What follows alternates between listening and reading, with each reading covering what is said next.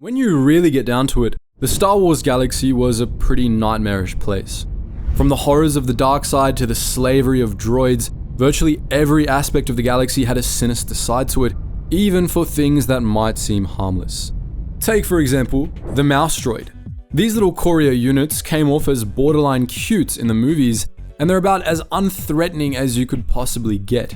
But their goofy exterior belied the true existential horror these little droids represented, and in this video, we'll be unveiling their dark truth.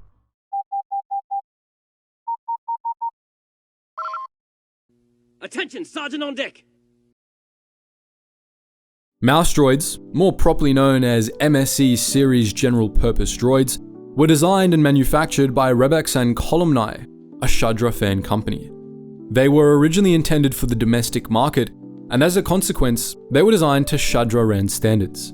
The engineers at ElCampro-Camilo based the little droids on the Pleeki, a small species of rodents that the Chadra-Fan, who were rodents themselves, often kept as pets. The Chadra-Fan considered the MSE droids to be cute, and they sold well on Chad itself, giving ElCampro-Camilo a bit of overconfidence in their product. After putting out limited test production runs of the MSE-4 and MSE-5, the company began pushing its final MSE-series droid, the MSE-6, on the galactic market.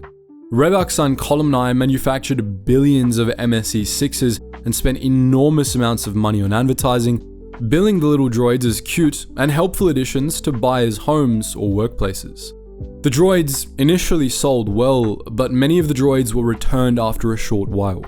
For most non-Chadra-Fan, mouse droids reminded them not of a beloved pet species, but of disease-carrying pests, and they found that the little buggers scurrying around underfoot made them uncomfortable.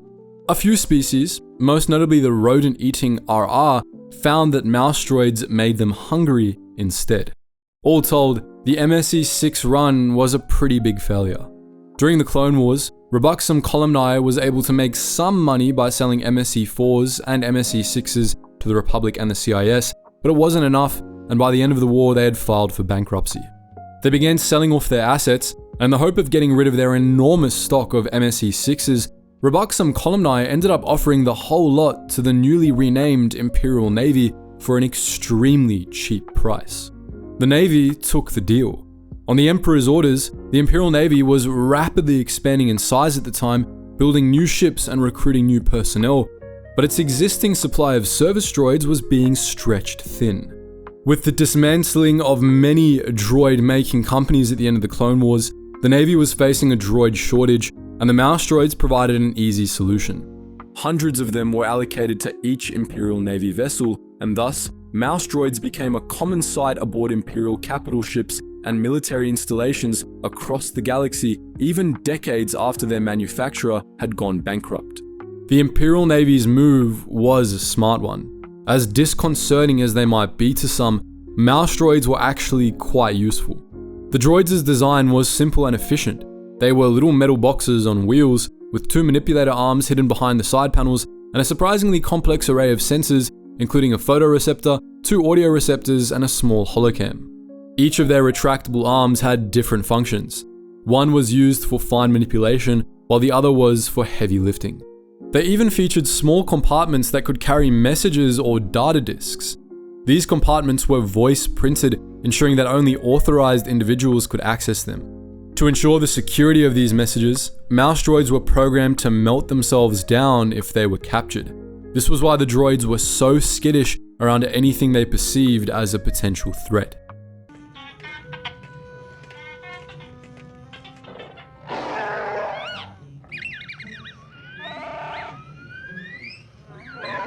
Mouse droids were incredibly versatile. They were usually employed as couriers, carrying secure messages between high-ranking personnel, or as mechanics performing minor maintenance on the ships they were stationed aboard. Mouse droids could also deliver small packages, carry out surveillance, and even play secondary roles in shipboard security. Aboard the Death Star, many mouse droids were programmed with maps of the battle station and assigned to guide stormtrooper patrols through the Death Star's labyrinthine corridors, while during the Yuuzhan Vong War, the New Republic equipped a number of mouse droids with the processors of Yuuzhan Vong hunter droids, creating small, unassuming spies that could detect and expose Vong infiltrators. Mouse droids could also easily be modified to carry out unsanctioned tasks. During the Clone Wars, the Separatists turned many Republic mouse droids into spies, as was the case for one droid nicknamed Rodent at the remote Pastel Station. Rebel agents also attempted to convert mouse droids into unwitting assassins during the Galactic Civil War, hiding explosives in their storage compartment and dispatching the droids to deliver them to high-ranking Imperial targets. However, mouse droids could only be programmed for one of these tasks at a time. Their modular circuit matrices were designed to only carry a single set, and though it was fairly easy to swap these units out, this design attribute nonetheless prevented mouse droids from carrying out a variety of tasks without extensive interference from mechanics. However, this shortcoming could be overcome by a number of mouse droids working together, as mouse droids could link their circuit matrices and form a mouse droid train in which each member had access to the skills of all the other members. As you might expect, mouse droids weren't the most sophisticated of droids, and their programming was fairly limited. But like all droids, mouse droids were still sentient and fully self-aware. They were limited primarily in what they could do with that self-awareness. In fact, mouse droids had a pretty pronounced sense of self-preservation, demonstrating fear for their lives whenever confronted with a potential threat, which is more than some larger droids could do. That brings us to the whole existential horror aspect of the mouse droids.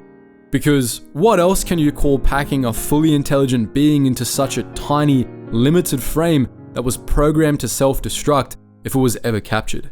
The more you think about it, the worse it gets, and it puts a spotlight on just how horrible the conditions of droids in the Star Wars universe were. In a cognitive sense, droids were people, and yet not only were they legally classified as property, but some of them were designed for pretty bleak existences. It's bad enough to be a slave, but it's another level of terrible to also be a tiny, defenseless construct that can do exactly one task while being completely aware of your existence and capable of feeling at least simple emotions. I mean, really, did they have to program the little boxes on wheels to be able to feel fear?